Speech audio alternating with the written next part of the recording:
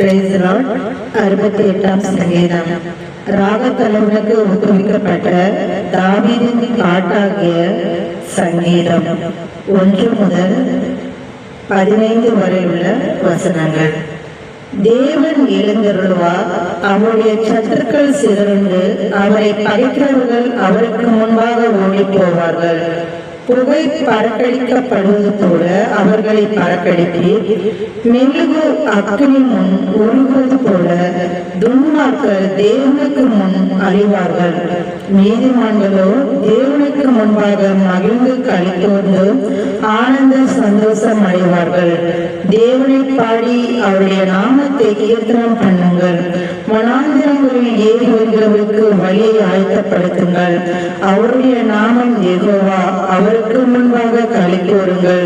தம்முடைய பரிசுத்த வாசஸ்தலத்திலிருக்கிற தேவன் திக்கற்ற பிள்ளைகளுக்கு தகப்பனும் விதவைகளுக்கு நியாயம் விசாரிக்கிறதுமாய் இருக்கிறார்.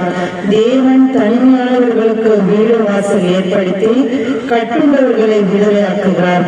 துரோகிகளோ வறண்ட பூமியில் தங்குவார்கள்.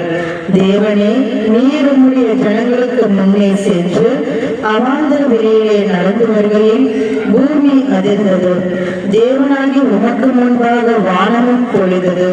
இஸ்ரவேலின் தேவனாய் இருக்கிற தேவனுக்கு முன்பாகவே இந்த சீனாய் மலையும் அசைந்தது.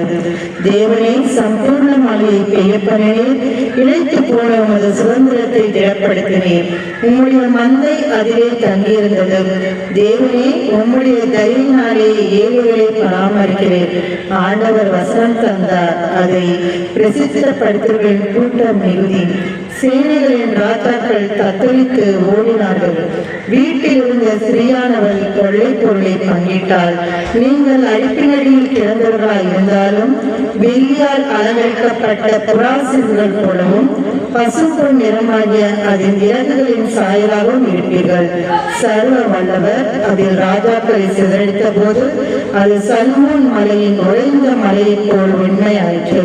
தேவ பர்வதம் பாசான் பர்வதம் போல் இருக்கிறது. பாசான் பர்வதம் உயர்ந்த சிகரங்களும் உள்ளது. ஆமென்.